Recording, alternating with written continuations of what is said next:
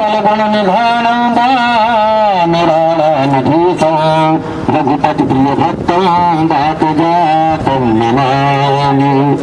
ओम मनोजवं मारुततुल्य वेगं जितेन्द्रियं बुद्धिं। नमस्कार आप सभी को, जय श्री राम।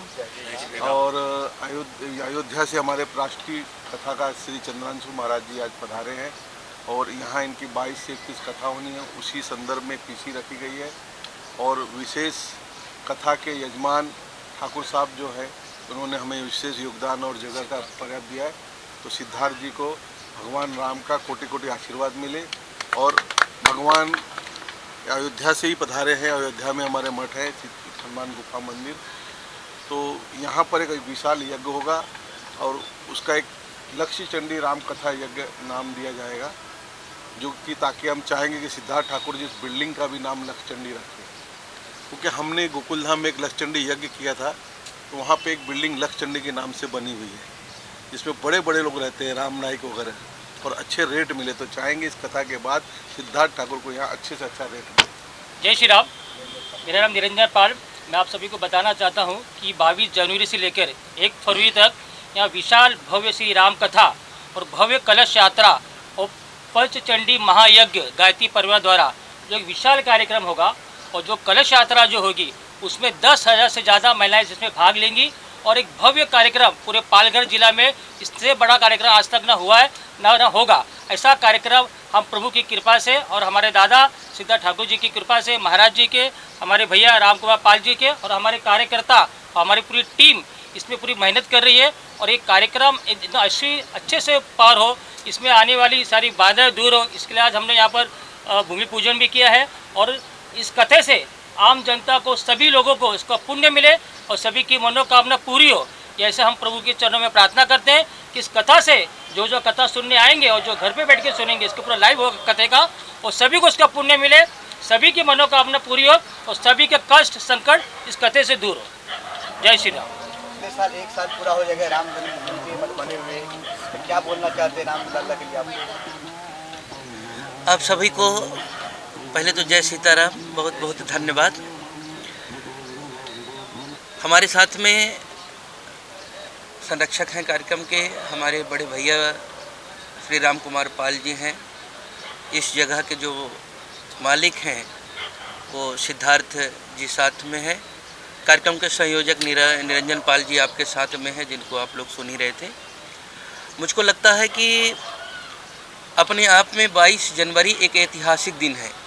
जैसे भगवान राम के प्रागट्योत्सव का दिन रामनवमी है, बरसों से जिस तरह से हम लोग मनाते आ रहे हैं, वैसे ही 22 जनवरी भी है, क्योंकि भगवान राम का 14 वर्ष का वनवास और उसमें जितनी विघ्न थी, समुद्र पर सेतु बनाने तक को लेकर के, रावण को मार करके रावण दहन तक, फिर राम राज की परिकल्पना को, लगभग इस कलयुग में 550 वर्षों तक भगवान राम की मंदिर तोड़ने के बाद में भी, और मुझको लगता है सांस्कृतिक लड़ाई की सबसे बड़ी जीत के रूप में राम मंदिर हम लोगों के सामने है।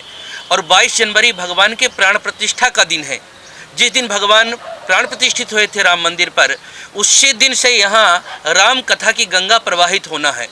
मुझको इसलिए भी खुशी हो रही कि इस पावन भूमि का संबंध शिवाजी महाराज से है, जिनका योगदान राष्ट्र हित में, समाज हित में हम सभी को पता छुपा नहीं है। ये भूमि बाला साहब ठाकरे जी की भूमि है, जिन्होंने राम मंदिर के लिए कहा था कि मेरे शिव सैनिकों ने बाबरी ढांचा को तोड़ा है और हमको किसी प्रकार की कोई चिंता नहीं, हमको गर्व है इस बात पर।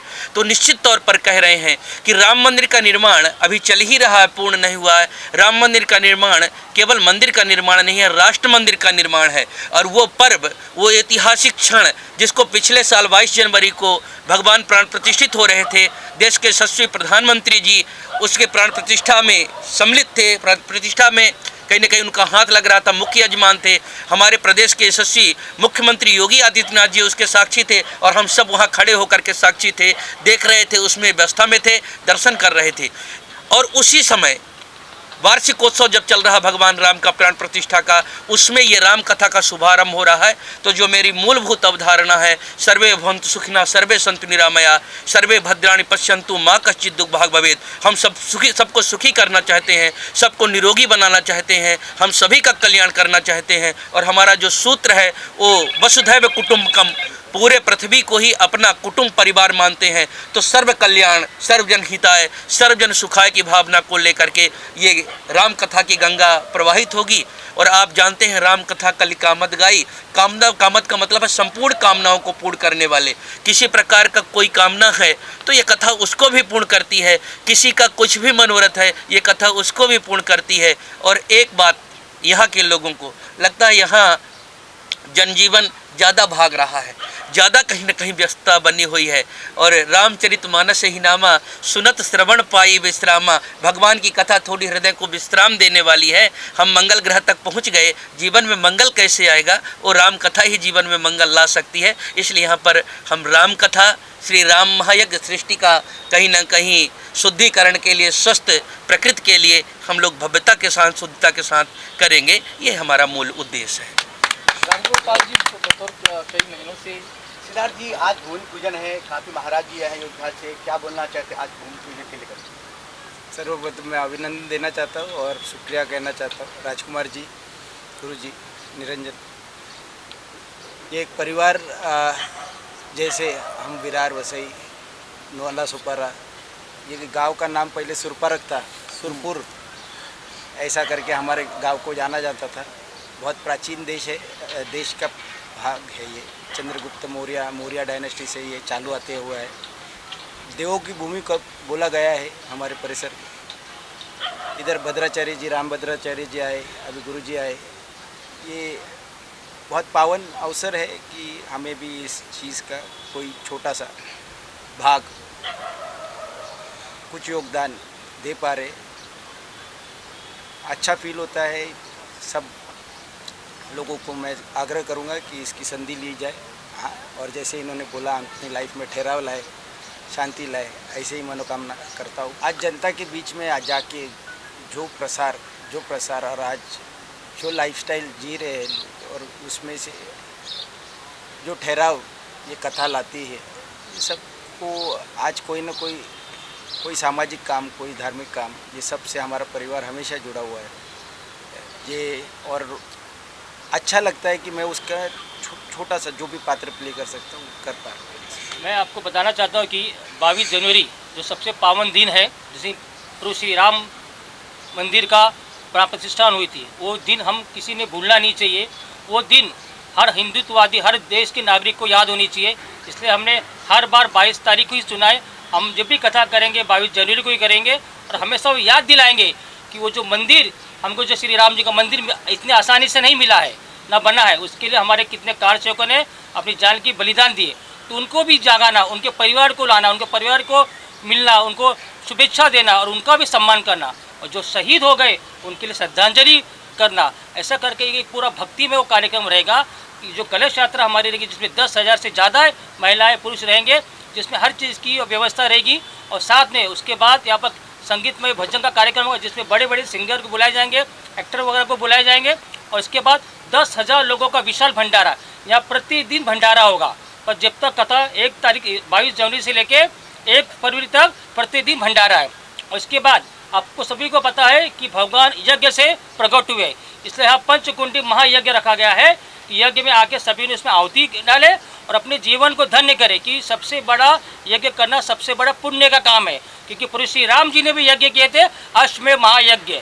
हम भी एक छोटा सा भी यज्ञ पंचकुंडी कर रहे हैं और सभी की कृपा रही तो एक बार हम भी जो प्रभु श्री राम जी ने जो यज्ञ किए थे अश्वमेध महायज्ञ, वो भी हम कर पाए, ऐसे प्रभु श्री राम में प्रार्थना करते हैं। चंद्रवंशी महाराज जी, एक जानना चाहेंगे, जिस तरीके से रामपाल जी हैं वो लगातार संस्कृति को जिंदा रखने के लिए अलग अलग धार्मिक कार्य करते रहते हैं अलग अलग जगहों पर, तो क्या कहेंगे कि इसके लिए कितनी ज़रूरत है आज के समय में? आज के समय में ही तो ज़रूरत है, क्योंकि हम सहिष्णु हैं। हम 3 दिनों तक ताकत होने के बाद भी समुद्र के किनारे बैठ कर के प्रतीक्षा कर लेते हैं कि समुद्र प्रेम से मार्ग दे देता है तो बाण संधान नहीं करेंगे। और उसका कहीं ना कहीं हमारी सरलता को, विनम्रता को कायर समझ लिया गया और इसीलिए हम लोग लगातार प्रतीक्षारत रहे। 76 वर्षों तक हम राम जन्मभूमि के लिए कोर्ट में खड़े रहे। ज्ञानवापी काशी के लिए हम खून खराबा नहीं कर रहे हैं, हम लगातार प्रतीक्षारत हैं कि न्यायालय का जो निर्णय आएगा उसको मानेंगे। और मथुरा जो हमारे आस्था का केंद्र है, हम अपने लिए आस्था के लिए कुछ भी करेंगे, हम लगातार कटिबद्ध हैं, परंतु हम खून खराबा पर नहीं जा रहे हैं। परंतु जिस तरह से अभी संभल की घटना आप लोग देख रहे हैं, हमको कोई बिल्कुल कहने में हिचक नहीं है। अगर हम ही नहीं समझेंगे, हम ही नहीं देखेंगे तो क्या कहेगा। तो राम का जो चरित्र है ना, वो राम का मतलब ही होता है, राम माने राष्ट्र, माँ माने मंगल, संपूर्ण राष्ट्र के हित को सन्निहित करना। रामो राष्ट्रस्य सर्वस्वम, रामो राष्ट्रस्य दैवतम, रामो राष्ट्र पिता प्रोक्ता, रामो राष्ट्रस्य मंगलम। राम ही राष्ट्र का मंगल है और राम ही राष्ट्र पुरुष है, भारत की आत्मा है। तो निश्चित तौर पर उन्होंने सनातन संस्कृति के लिए, देश के लिए, राष्ट्र के लिए जो विवेकानंद जी ने किया है, जो मर्यादा पुरुषोत्तम भगवान राम ने किया है, जो अन्य महापुरुषों ने किया है, हमारे सेनानियों ने किया है, हम सबका कर्तव्य है, करते हैं और करते रहेंगे लगातार।